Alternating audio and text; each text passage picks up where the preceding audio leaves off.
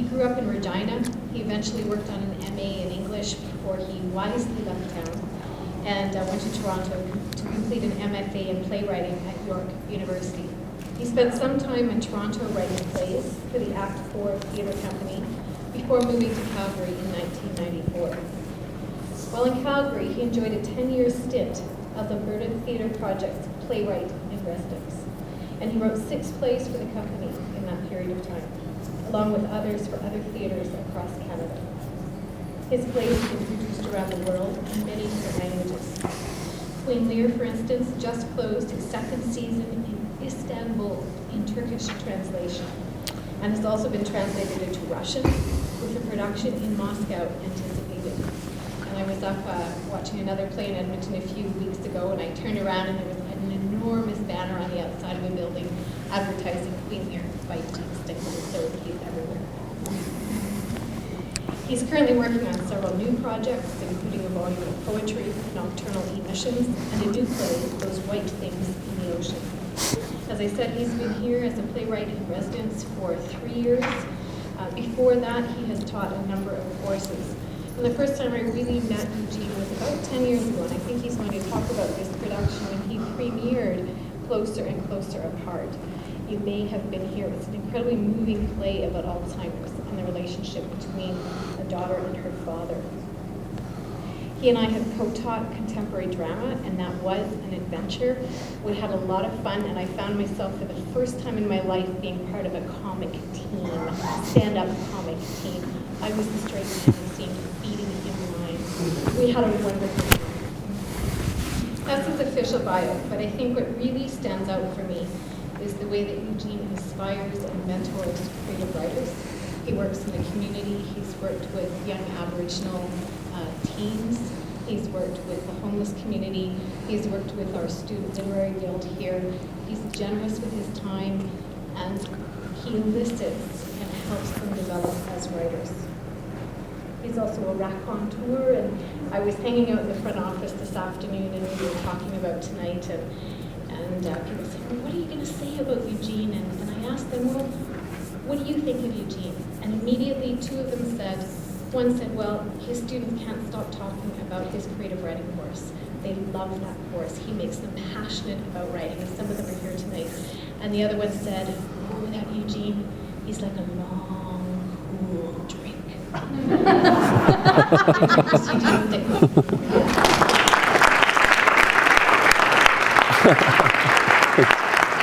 Thanks, Sarah.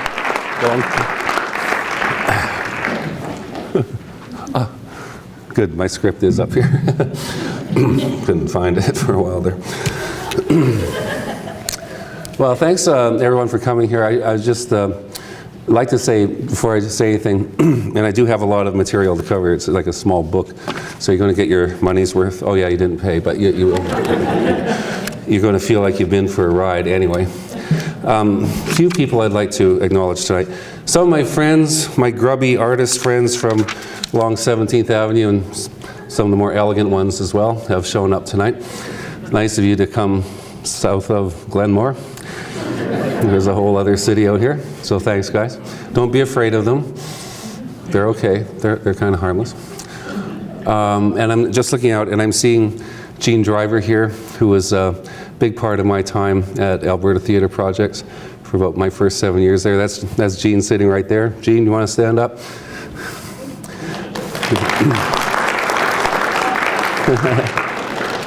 Yeah, takes us back, doesn't it, Gene? Yeah. And then Tara alluded to this, but I have to say that one of the great pleasures that I've had in the last long time has been this English 373 class that we put together last year. And it's the first time it's been offered, so it's creative writing in prose.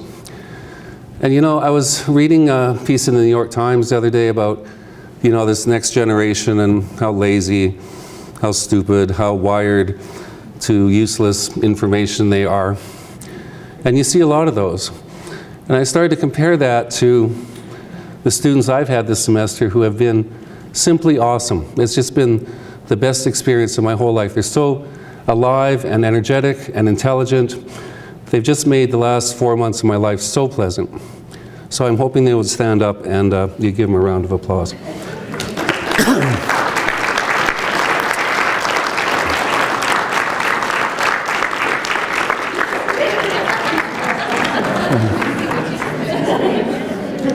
Aha, you see, there's a method to my madness, because I gave them the afternoon off. I know who wasn't here. Some people have fallen out of running for the Golden Bookmark Award. So let me begin. I've often thought, sometimes with amazement and even shaking of my head, that serendipity has played a huge role in my career. You'd like to think there was some evidence of a plan, or delude yourself that you're in some kind of control, but such has not been the case. I have to admit it's all been a serendipitous journey. Now, I'm not going to belabor the obvious, as I'm sure everyone here has a pretty clear idea of what that word means. But just to impress Doctors Charlton and Turcotte and Highland Russell, I've done some research. First time. The Merriam-Webster dictionary, which I have on my iPhone, defines it as, thanks, Tara, defines it as luck that takes the form of finding valuable or pleasant things not looked for. And Bing, whatever Bing is, defines it as a gift for discovery, a natural gift for making pleasant, valuable, or useful discoveries by accident. No dictionary varies too far from this idea that with a bit of luck, one sometimes finds things that one wasn't really looking for. It's interesting that serendipity, this is going to be the end of my research, but it is one of the few words that we know the origin of. And we even know the date that it arrived in the language, and that was January 28th, 1754. And it came in a letter by the English writer Horace Walpole. And he had read a fairy tale, a Persian fairy tale called Princes of Serendip. And he really got the whole idea of that fairy tale ass backwards. He didn't really seem to understand what it was about. But he gave us this great word and this great concept that means all these things I was just talking about. But there's so very few words that we could say that's when it became a word, and that's exactly when it did. So that's my more factual, research-based part of my presentation. Now I'll start talking about myself. Very preferable for all of us. I've taken 3 threads or strands from my career as a writer, which have rather serendipitous origins, and I'm going to go through them to illustrate just how unlikely it is to have a career in the arts, as I have done. And as I said in my description of this talk, it's both a cautionary tale for those thinking of doing it, and it's also a rather surreal how-to guide for those who are maybe thinking of doing it themselves. So the first of these is called How I Came to Be Standing in Front of You Here This Evening. And Tara alluded to this one, but I'll do it anyway. Yeah, some water. But you'll get a sense of just how convoluted these things are. In the year 2000, after writing 3 hit plays for Alberta theatre projects, I wrote a play called Appetite. Not a hit by anyone's standards. Aging. Making it worse, the theatre was deep, deep in debt, and everyone was expecting me to bail them out with another hit. And the headline in the Globe and Mail I'll always remember was, "Playwrights burns while Stickland fiddles." Ouch. But, you know, same as the hits, I had put my heart and soul into that play, and when it didn't succeed, I was saddened and I was depressed. And I don't take failure very well, so I did the one sensible thing I could think of doing, and that's I decided to get out of playwriting and become an architect instead. Because it occurred to me, when I visit a different city, I don't really check out the theater scene. I check out the buildings. I love architecture, and I thought, well, this would be the perfect thing for me to do. So I started reading about architecture, and I thought, this is going to be my future. Now, on the home front, when I unveiled this plan to my then wife, Carrie, it was met with tepid enthusiasm, to put it mildly. I think her exact words were something along the lines of, "Have you lost your mind once and for all? You're one of the most successful playwrights in this country. Only a moron would think of quitting." Or words to that effect. We're no longer married. Probably because of this. Now, a few nights later, I found myself out with my artistic partner, Bob White, who was then our artistic director at Alberta Theatre Projects. I was the playwright in residence. And Bob started to talk about my next play. I'm like, oh, no, Bob, there's not going to be a next play. I've quit. I'm going to be an architect instead. Now, Carrie's reaction had been quite mild compared to Bob's reaction. He's one of those bossy guys used to getting his own way all the time. "What the F do you mean you're going to become an effing architect? You'll do no such effing thing. You'll stay right where you effing are and you'll write another effing play. That's what you're going to do. And I don't want to hear another word about it." He was actually hostile about it. And of course, you know what those F's mean. And so, in the full realization that I actually had no control over my life, and that no one really cared what I wanted, I did the next best thing to becoming an architect. I wrote a play about an architect. And it was wonderful. I don't think I ever enjoyed writing a play as much as I enjoyed writing that one. It allowed me to read about architecture. Oh, my architectural hero became Mies van der Rohe. One time I found out accidentally that they give tours of the Seagram building in New York City, which is his masterpiece, Wednesdays at 3 o'clock. And so I showed up, and the security guard said, "You're here for what?" I said, "I'm here for the tour." So he called up to the Seagram office, and this beautiful woman came down to give me a personal tour of the whole building. And at one point she said, "I presume you're an architect?" And I said, "Oh yeah, I am." Which, way better reaction than if I said, "Yeah, I'm a playwright." So I think she loved me. So, could we call this entire series of events serendipitous?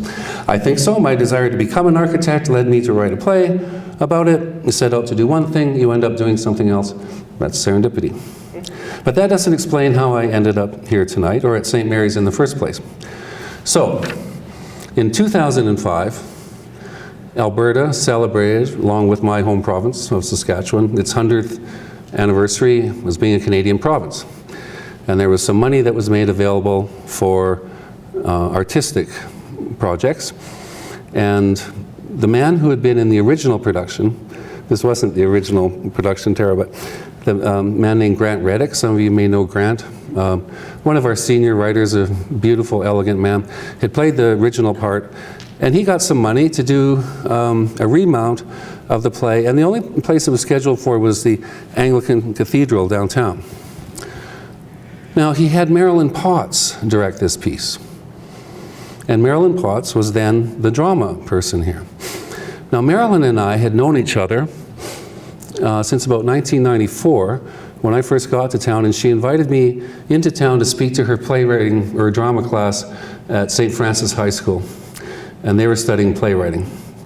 And I walked in, and she had a flip chart, the 10 things you do to write a play. So her class is all out here. Potts is here. And I said, "Marilyn, that's a stupid list. No play ever got written because any playwright ever followed a list like that. It never happened." Well, you know Potts. She's got the steam coming out of her ears. But we always got along. And she was attached to this place, so they had me and the play here for a one-time production that Tara saw. And then I was asked to say a few words at the end of that, and so I did. Everyone seemed to like the play. Did anyone besides Tara, was anyone here that night 9 years ago? No. So just us. It was a great production. Remember? And and people liked it, and they liked me, and so it was all in all a good evening.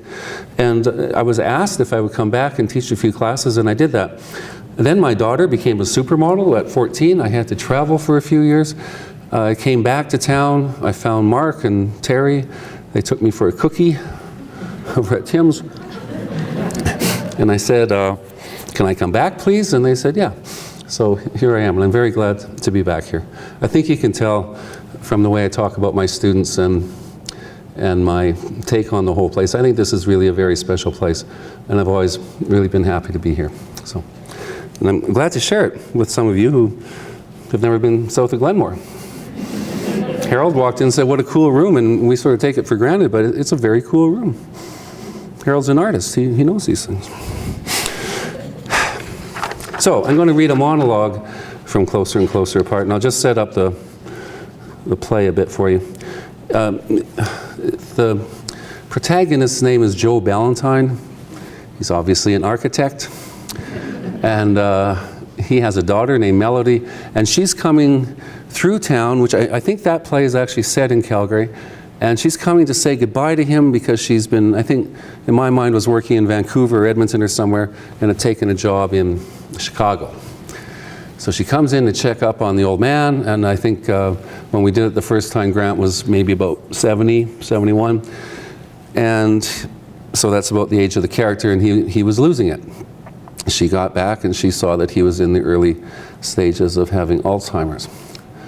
And actually, along with doing it here that time, we did it at the Hotchkiss Brain Institute, and they had an Alzheimer's awareness week, and that play kicked it off. And it was really fascinating because I got to talk to some of the world's leading experts in the disease. Ironically, it's a disease my mom got about 5 years after I wrote the play. Yeah, that's happening to a lot of us, so that, it's had a lot of resonance.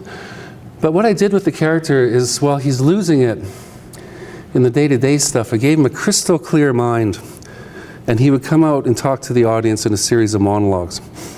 And I was trying to show what a beautiful, sharp mind there was that was still somehow still locked inside of him. Now, he was trying to come to grips with his disease because he was a very rational man by reading Gray's Anatomy. Probably not a brilliant idea, but actually happened to someone I know. And so he's sitting there with a copy of Gray's Anatomy. You know the book, the big, it's usually on sale at Chapters.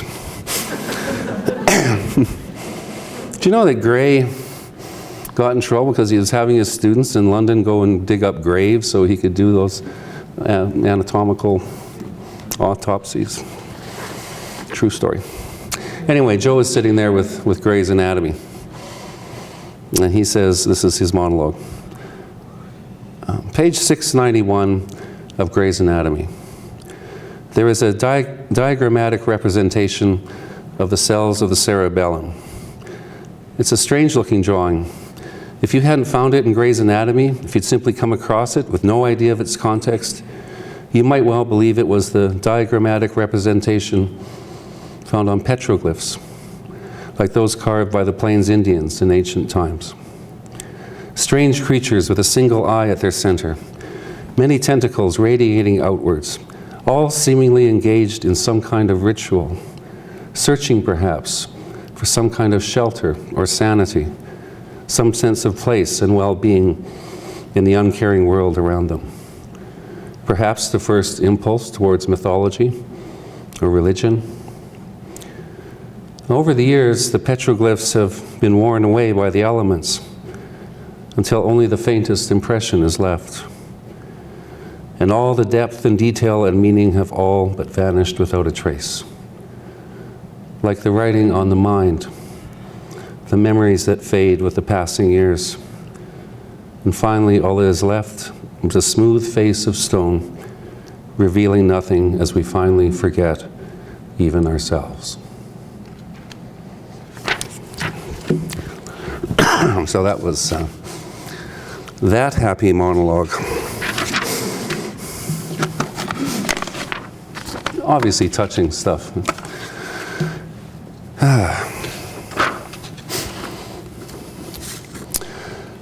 The second serendipitous series could be called How I Ended Up in Calgary.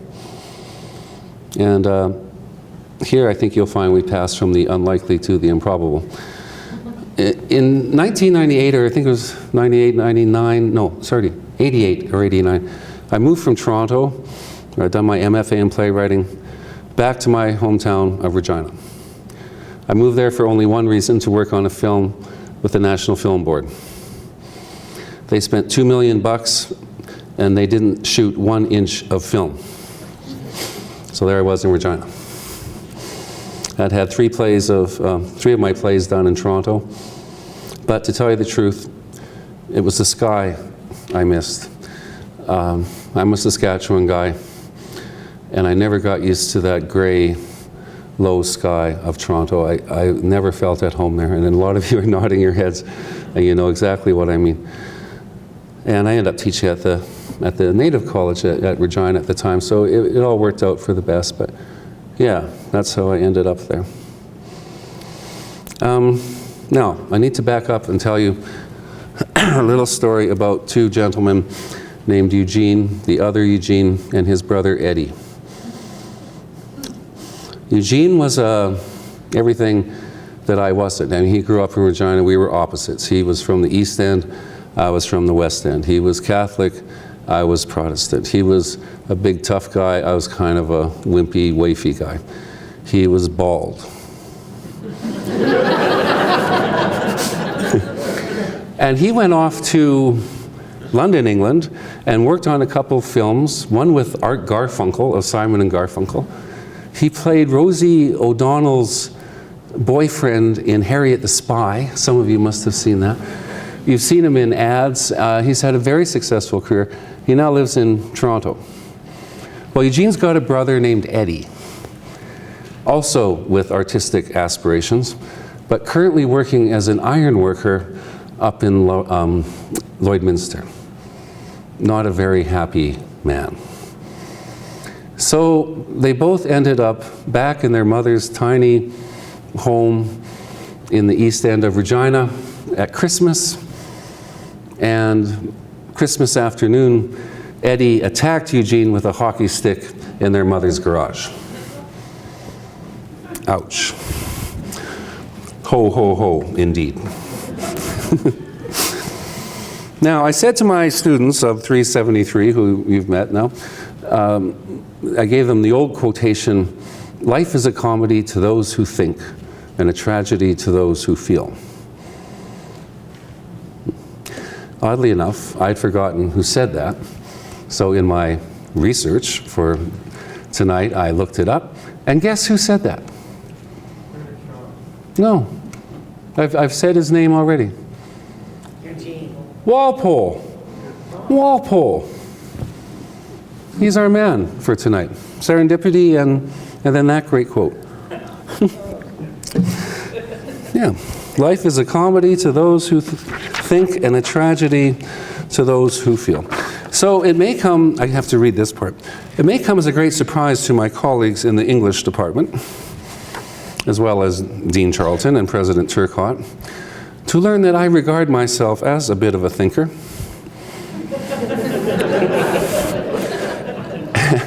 And the proof of that is that I certainly saw the comic potential to this horrible scene in the garage.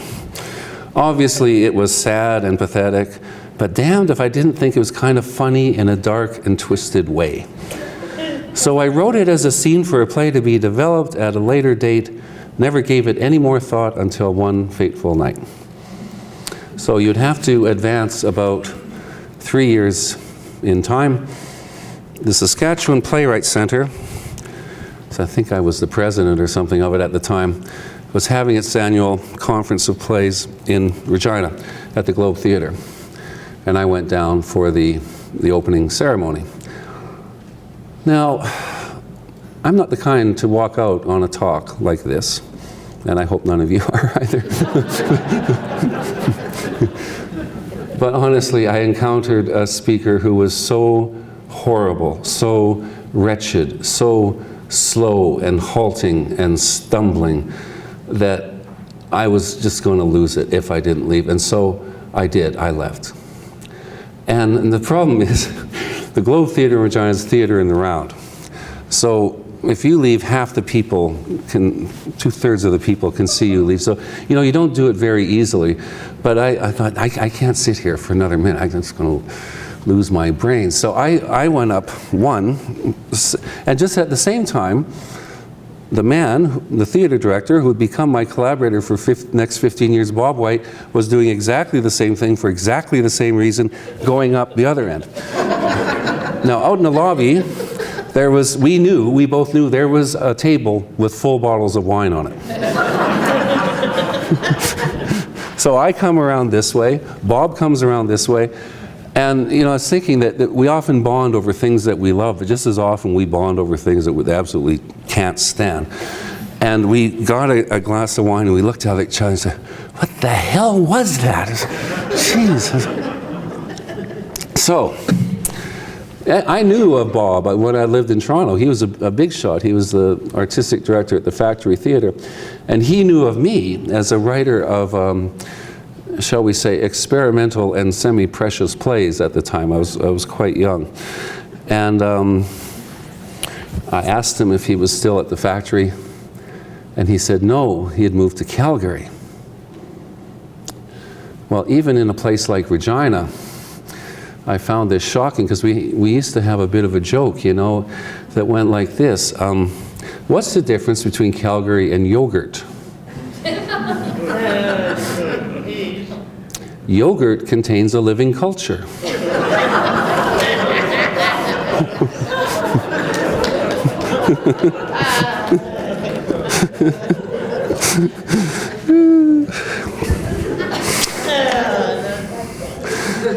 I can tell that joke now, but 20 years ago, I don't think I could have. So Bob and I went out for several more drinks, and now tell me if you don't think this would be a serendipitous moment. I wasn't really working on anything, and I didn't really have a lot of direction at the time.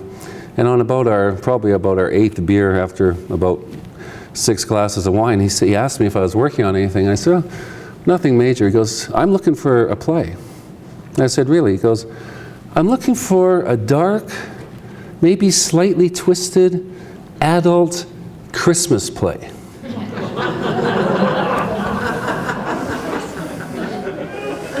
I don't make these things up. And I said, I'll have one for you in the morning, you know.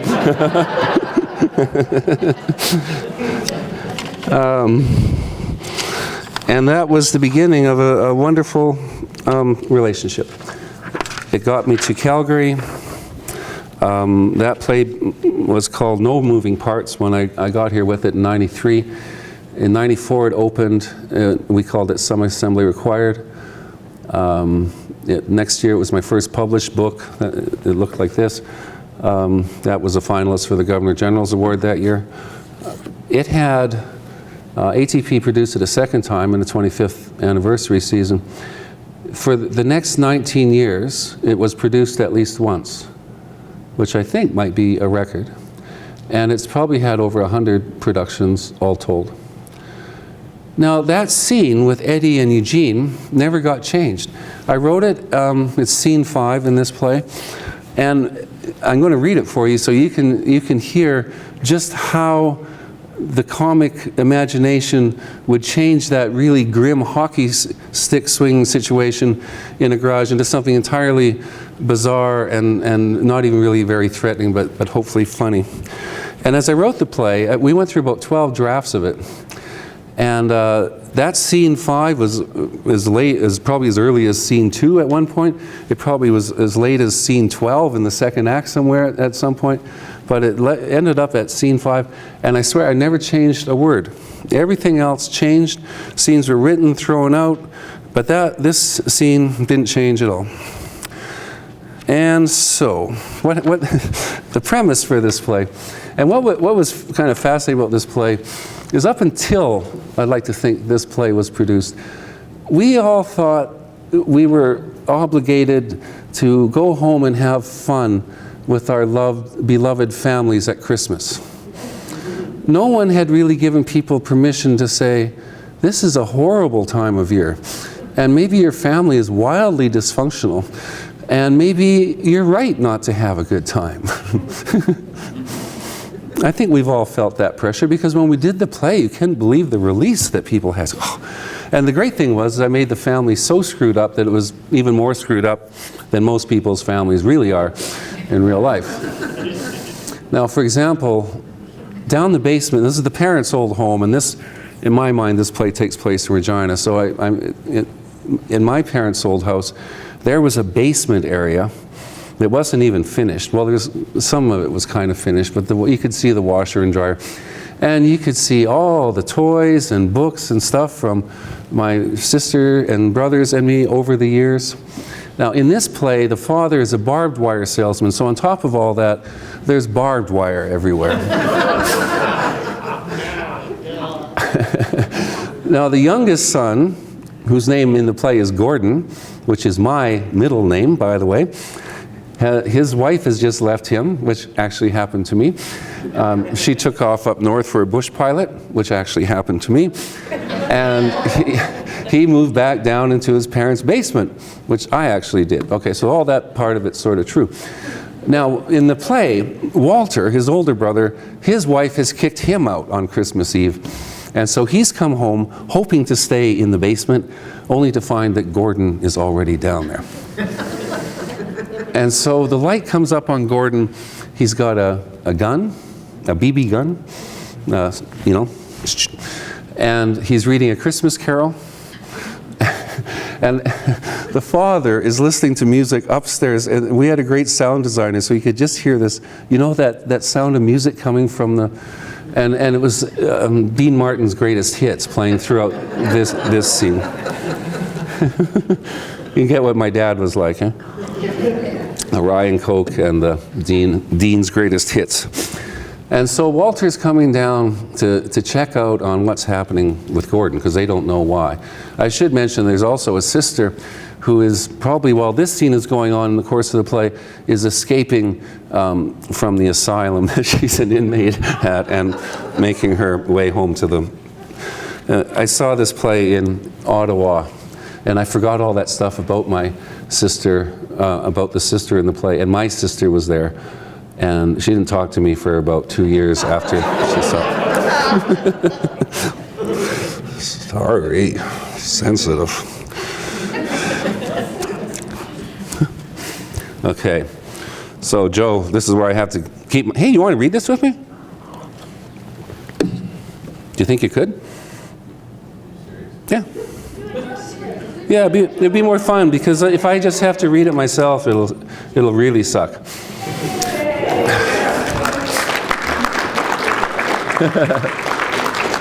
Wow.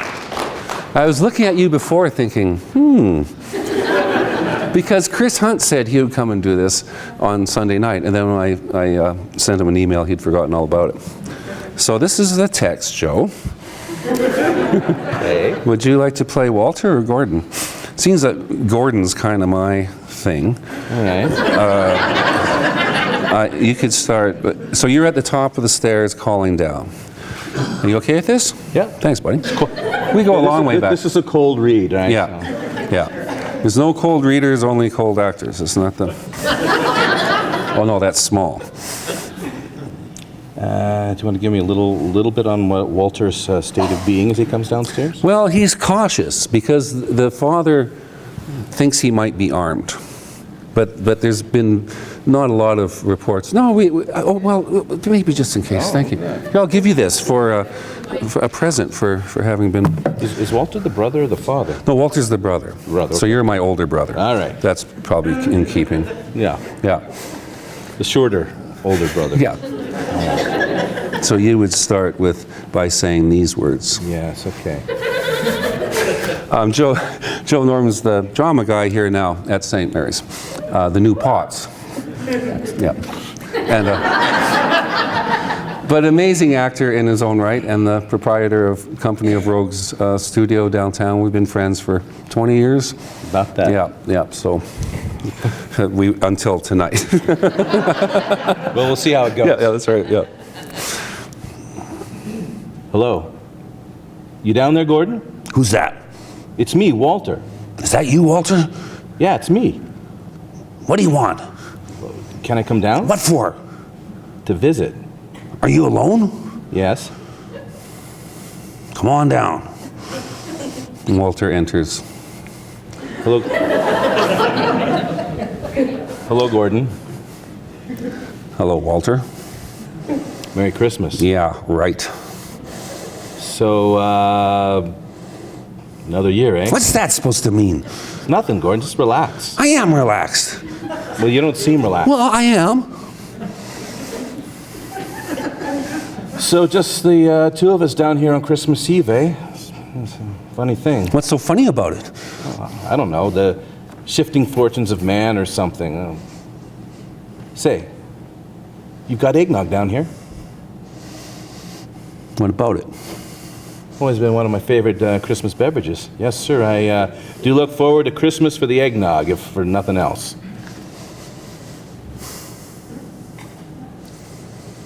You want one? Sure, I'll have an eggnog. What would Christmas be without a little eggnog? It's not that processed stuff, though, is it? Nope. That's good. You got to watch that processed stuff. Keep your eyes on the best before date. Once the best before date has lapsed, well, you're on your own. Is that right? You're darn tootin'. I never paid much attention to those things. Gee, Walter. No. Have you ever had food poisoning, Gordon?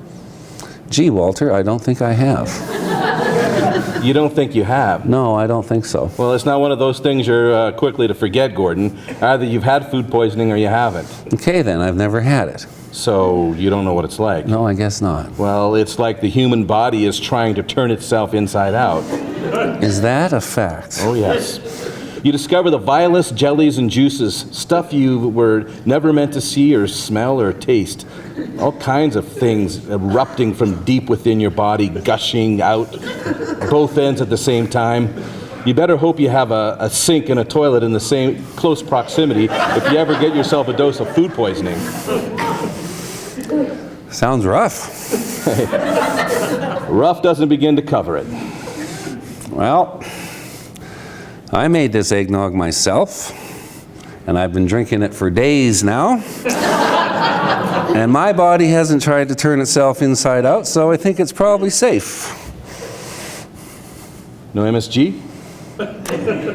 No. Do you need some? No, I shun MSG. Well, there's no MSG in this eggnog. This eggnog is the real thing. Kind of a strange texture there, Gord. How'd you make it? The normal way. Well, what do you consider to be the normal way? Mix up the rum and the eggs, add a bit of nutmeg. Just the rum and the eggs, eh? Yep. No milk. Nope, but nutmeg. How unusual. There's no law saying that there has to be milk in eggnog, is there? No. Thousands of recipes suggested, but probably no laws that you actually have to have it, unfortunately. I don't mind it without the milk. Eggnog with no milk? It's not called milknog, it's called eggnog. Eggs are the crucial element, not to mention the rum. True, but I always thought milk was a pretty crucial element too, critical even. Okay, I'm going to level with you, Walter. What? I've run out of milk a while back. At first it worried me, but I got used to it. Just one less thing to worry about. So there you have it. Wait, back up a second, Gordon. You say you worried about the milk? Yeah? You were worried about the milk, or were you worried about the fact that you ran out of milk? Oh, both, I guess. Okay, let's take this one step at a time, shall we? And I take what? The milk situation. You're worried about the milk, when in fact there was milk down here to worry about. Is that right? Well, there's no fridge down here, so I had to, sniff it before drinking it. Okay, I can see that. Smell check on the milk. Very prudent. What about the eggs? What about the eggs? Yeah. How can the eggs keep if the milk can't? It's cool enough down here for the eggs. Not cool enough for milk, but cool enough for eggs? Yep. What kind of system do you use to monitor your eggs? Huh?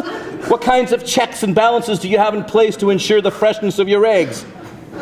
I don't have a system for my eggs. You don't have a system for your eggs? Are you telling me you have a system for your eggs? Yes, I write the date on my eggs. What? On the shell with a non-toxic felt marker. Oh, you are so much like the old man, Walter. It's frightening. Writing on your eggs. Wow. You can say what you like, but I firmly believe we need systems to regulate our lives, and we certainly need to know, beyond the shadow of a doubt, that the foods we ingest are fresh and free from contamination. You've never had food poisoning, so you don't understand how critical this all is. Walter, the eggs are fine, okay? Yeah. I'm living down here. I know what keeps and what doesn't keep, and I'm telling you, the eggs are fine, Walter, okay? Yeah, I guess so. So cheers, okay? Okay, cheers.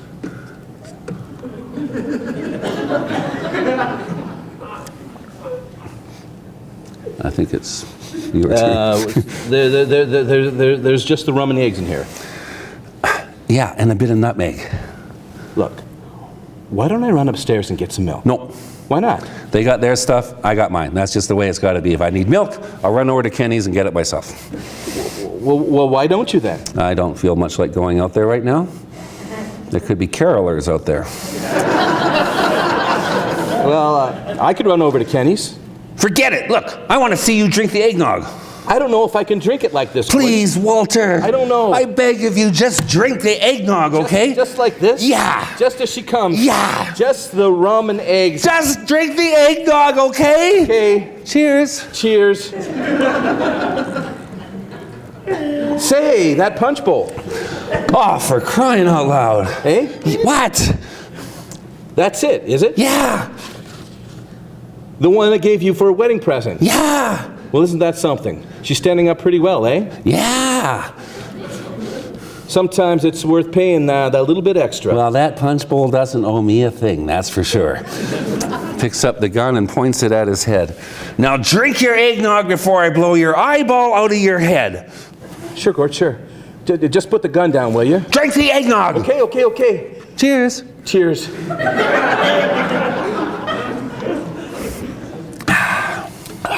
Well? Viscous. But not bad, eh? It's a texture thing, Gordon, like taking a sip from a spittoon. Once you get started, it's hard to stop. But the taste isn't bad. But the taste. The taste isn't bad. I'll give you that. Cheers. Cheers. Thank you, Joe. Thanks, buddy.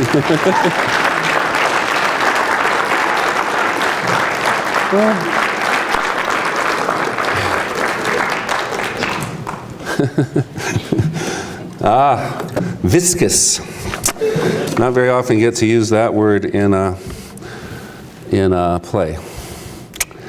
So you see what the mind does to that serious situation in the realm of comedy. Okay, third strand. Yeah, we're getting through this. We won't be here all night, I promise. 2 more strands. One of them is an itsy-bitsy strand. But this is kind of a long strand. Do you need to stand up and stretch or anything? Is everybody okay? Take a deep breath. Okay, this is the strand called How I Ended Up Being a Playwright in the First Place. Before I start any of this, I grew up in Regina, ostensibly in the 70s. There was no theater. There was no theater. It's a very unlikely career choice. There are very few Canadian playwrights older than me. Sharon Pollock is, John Morrell is, a couple down east, and they're starting to die. Pretty soon I'll be the oldest playwright. Not sure if that's good or bad. Okay. I wrote about this this part of my journey in a blog post. I've got a blog called eugenestickland.com. You can find it there. And about a year and a half ago, I wrote a blog post called Brahms, Gothic Script, Serendipity, Shakespeare, and Other Considerations. So any of you ever read that? Any of you looked at my blog? It's not attached to anything. It's not like I make any money or